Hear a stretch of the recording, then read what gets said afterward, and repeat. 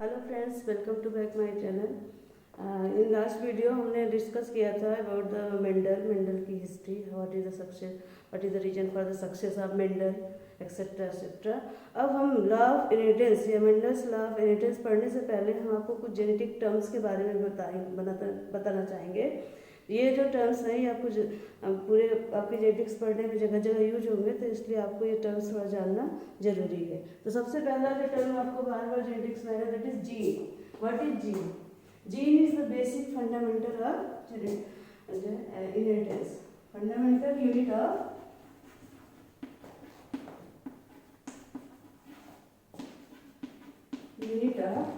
Inheritance. Why it is called fundamental unit of inheritance? जैसा आप लोगों को पता है कि हमारे जो बॉडी में, ह्यूमन बीइंग की बॉडी में 23 पेयर्स ऑफ क्रोमोसोम्स होते हैं। एक क्रोमोसोम एक्चुअली में क्या है? These are thread of DNA. इसी डीएनए में कोई एक छोटा सा सेगमेंट जो कि एक पर्टिकुलर ट्रेट को एक जनरेशन से दूसरे जनरेशन में ले जाता है, उसी पर्टिकुलर सेगमेंट को क्या कहा जाता है? सेगमेंट ऑफ डीएनए को क्या कहा जाता है? Gene. Segment of DNA is gene, जो कि डिटेल में आपको जो है बाद में बताया जाएगा जब आपकी डीएनए वाला यूनिट आएगी। तो डीएनए क्या, जीन क्या है? जो है सेगमेंट ऑफ डीएनए। जब मेंडल ने वर्क किया था तो मेंडल ने इस जीन को क्या नाम दिया था? फैक्टर। जीन और फैक्टर। ओके, मेंडेलियन जो फैक्टर है वो बाद में रिसर्च के बाद प्रूव हुआ दिस इज जीन। दूसरा जो टर्म आएगा दैट इज एलीन। दूसरा जो टर्म आपको आएगा क्या है? Allele. Allele means the different form of gene. Okay, form of gene mostly जो है दो ही फॉर्म होते हैं जीन के, one is the dominant and one is the recessive form. Okay, तो लेकिन किसी किसी केस में, जैसे हमारे ह्यूमन बीइंग में ब्लड ग्रुप आप लोग जानते हैं, ब्लड ग्रुप के लिए 3 एलील्स रिस्पॉन्सिबल होते हैं। ठीक है, तो अब जीन क्या है? जैसे suppose this is the chromosome. Chromosome का ये particular locus means the position of the gene. Okay, तो इस लोकस पे जो है एक आपको एक डीएनए आता है आपके मदर से, एक फादर से, तो लेकिन उनका जो लोकस होता है वो सेम होता है। ठीक है, तो ये जो लोकस पे अगर दोनों जीन सेम है तो उसे हम क्या कहेंगे? ऐसे इंडिविजुअल को homozygous for that trait. Okay, लेकिन अगर सपोज यहाँ पर ए है और यहाँ पर स्मॉल है, then it is called heterozygous. Okay, तो ये टर्म भी आपको यूज हुआ जो जेनेटिक्स में, होमोजाइगस एंड हेटेरोजाइगस। ठीक है, तो अगर जो है both alleles are same then it is called homozygous. If both are different then it is called heterozygous. Are you understand? Homozygous and heterozygous यानी कि जो दोनों फॉर्म है एलील के, यानी दोनों क्रोमोसोम पे, जो दोनों डीएनए पे जो है आपके एलील है जीन का, वो अगर सेम है तो उसको क्या कहेंगे? होमोजाइगस। अगर अलग अलग है तो it is called heterozygous.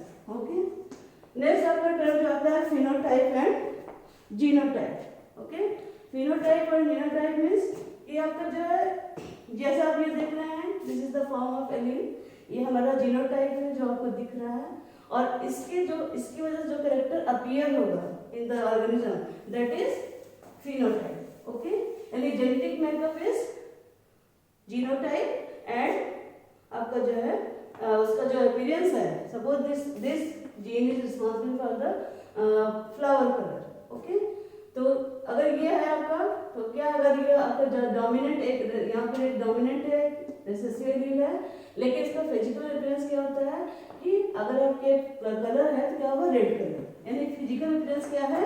Red colour है। दोनों बाहर से देखने में सेम लग रहे हैं, लेकिन अगर उसको अंदर से देखेंगे, उसका जेनेटिक मेकअप देखेंगे तो this is homozygous and this one is the heterozygous. Okay, तो नेक्स्ट जो टर्म आता है दैट इज,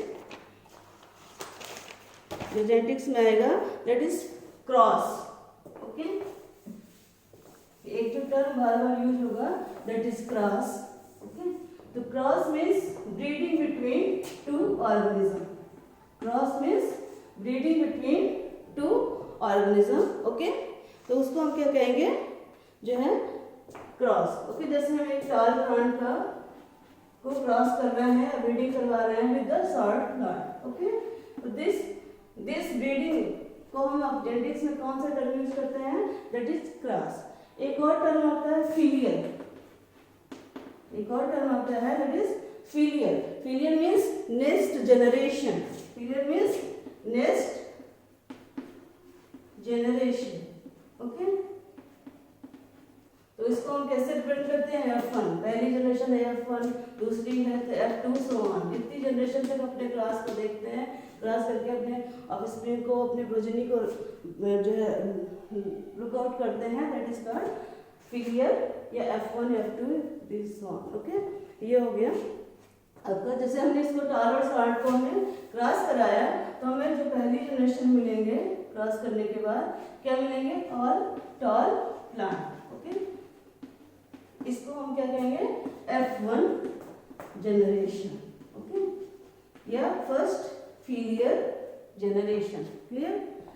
एक दूसरा आपको टर्म जो आपको चीज आएगी that is पुन्नेट square, okay, that is पुन्नेट square, okay. इसको थोड़ा सा आप समझ लीजिए कि जो मेंडल्स लॉ पढ़ाएंगे तो इसके बारे में आपको बार बार बताया जाएगा। पुन्नेट स्क्वायर, ये जो नाम दिया गया है अंदर the name of the scientist and the name of the जो है साइंटिस्ट जिसने इसको इन्वेंट किया था, उसी के नाम पे इसको हम जो है क्या कहते हैं, पुन्नेट स्क्वायर। एक्चुअली में क्या है, चेकर बोर्ड है, इससे हम जो है फिनोटाइप जीनोटाइप की कैलकुलेशन करते हैं, नंबर ऑफ प्रोजेनी को कैलकुलेट करते हैं, ओके। तो इससे हम कैलकुलेशन, इसको आप कुछ नहीं, सिंपल चेकर बोर्ड है, इस तरह से इसको बनाया जाता है। सपोज हमने टाल प्लांट को शॉर्ट प्लांट से क्रॉस करा है, ओके। यहाँ पर हम क्या लिखेंगे आपके, this side female male and this side female. Suppose क्या है आपका, ये टॉल प्लांट है and this one, this side हमने क्या लिख दिया, शॉर्ट प्लांट। जब इसको हम क्रॉस कराएंगे तो हमें इस तरह की प्रोजेनी मिलेगी। ये प्रेडिक्शन के लिए जो है, कैलकुलेशन के लिए पुन्नेट ने एक मेथड दिया था जिसको क्या कहते हैं, पुन्नेट स्क्वायर। ये आपको बार बार यूज होगा। इसके अलावा एक और टर्म आएगा सेल्फिंग, ओके। एक और टर्म आएगा दैट इज सेल्फिंग या सेल्फ क्रॉस, ओके। एक और टर्म आएगा सेल्फिंग, ओके। सेल्फिंग मीन्स कि जब हम जो है दो प्लांट जिसके हम सेम जनरेशन के दो प्लांट के बीच में क्रॉस कराते हैं, ठीक है। एक ही जनरेशन के दो प्लांट, दो ऑर्गेनिज्म के बीच में क्रॉस कराएंगे, दैट इज कॉल्ड सेल्फिंग। जैसे सपोज हमने टाल और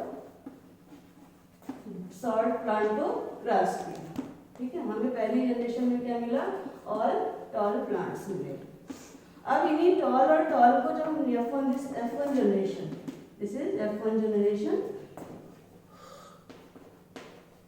अब जब इस F1 जनरेशन के दो प्लांट्स को, दो ऑर्गेनिज्म के बीच में tall plant into tall plant के बीच में ब्रीडिंग कराएंगे, then it is called selfing, okay.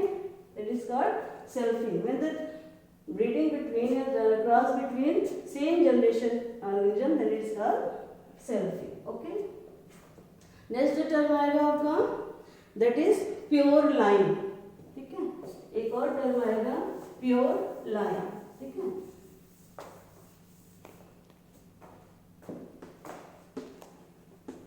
Pure line, ये टर्म क्या है, प्योर लाइन में हम किसी एक पर्टिकुलर ट्रेड को लेकर के क्रॉस करते हैं।